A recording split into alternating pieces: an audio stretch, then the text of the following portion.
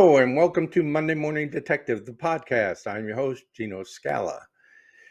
This is episode 35, and it's a very sad incident that occurred late last year, and it involved Debbie Collier, the Georgia real estate agent, who was found 80%, who was found dead with 80% of her body burned. Um, and her recent autopsy report reveals that even though it was investigated mostly as a homicide, it's now been ruled a suicide.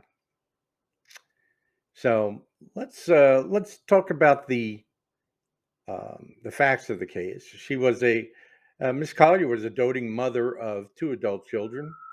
She was reported missing on September 10th of last year after her daughter Amanda received a Venmo payment of $2,385 with a chilling message saying, "They are not going to let me go. Love you." She was found the next day in the woods with 80% of her body burned beyond recognition, mostly her head and scalp face area. So it was being investigated for months as a homicide before the autopsy results revealed to the investigators that it was most likely a suicide. So, without getting too bogged down in the details of the autopsy, because other than the burns, which she was died as a result of inhalation of superheated gases,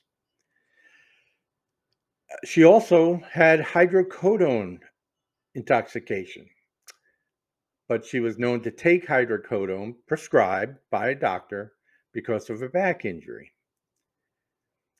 The autopsy also revealed that she did not have any soot in her airways, which usually indicates that the person was dead before being set on fire. So this was not addressed. I'm not an expert in that. Maybe there are times when that doesn't happen, but they speculate that it was a sudden, intense flash fire as a melted gas can was found nearby. So um, she was also found on the downhill slide of a ravine, gripping a tree, and that's how she was found dead.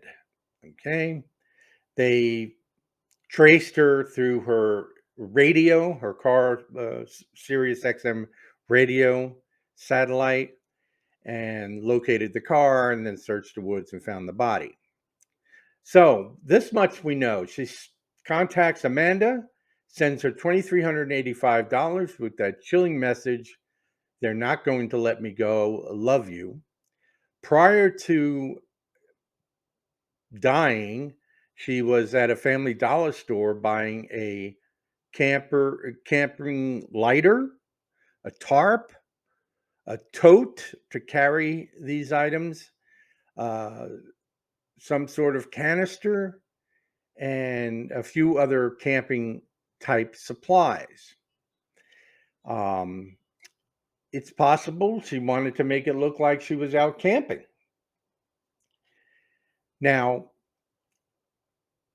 with the hydrocodone intoxication, I don't know what the side effects are to something like that.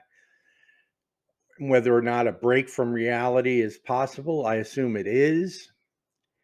Maybe when she sent the Venmo payment, she was having a break from reality, saying they are not going to let me go. Maybe she felt that she was under mind control or Satan or something along those lines. But the neighbors, when interviewed, indicated that prior to her missing, a few days prior to her missing, there was commotion and a loud fight at her residence. And this fight involved the daughter Amanda and her new boyfriend, a MMA fighter. No more details are available on that. So um, this is a tough one. Do you believe that she had a break from reality and killed herself?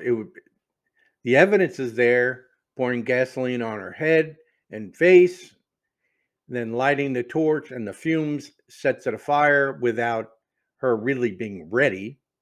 That's why 80% of the burns came in the upper part of her body. She was naked, which indicates that she may have been pulling off burning clothes.